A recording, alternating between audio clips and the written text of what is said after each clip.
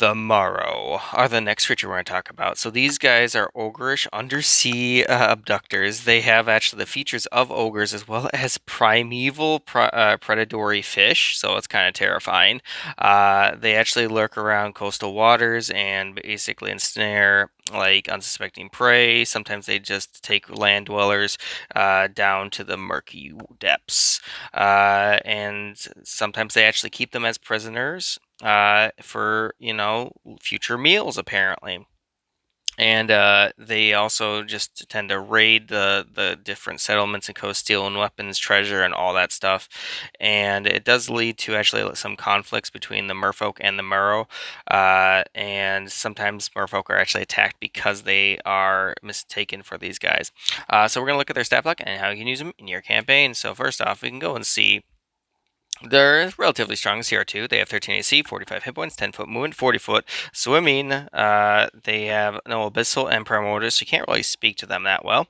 They are chaotic evil. They are also amphibious. They have the multi attack with a bite, which actually causes poison, which is kind of crazy. It only does a D4, I guess, plus 4, so an average 6 damage. But they also have a claw attack that doesn't have poison, which does 9 damage. Then they also just have a harpoon, which goes ahead and pulls creatures closer, which is kind of terrifying because if you're in the water and you're not proficient with swimming in the water, you actually are halved, and so you wouldn't be able to. You basically can only move about 15 feet away. So if they keep hitting you with this, you're not going to be able to get away, especially since it has plus 6. And it's also got 2d6 damage, not including that, I suppose. It's a little crazy. But know that it does have a long distance of 60, so it's not like they can attack you from super far away.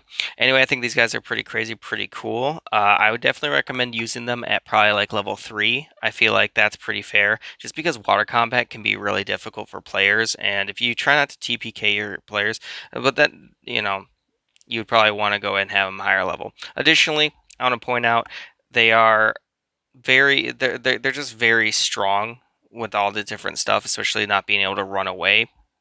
And your players might not have the best build to deal with them. That's primarily the primary thing. So consider using them in your campaigns.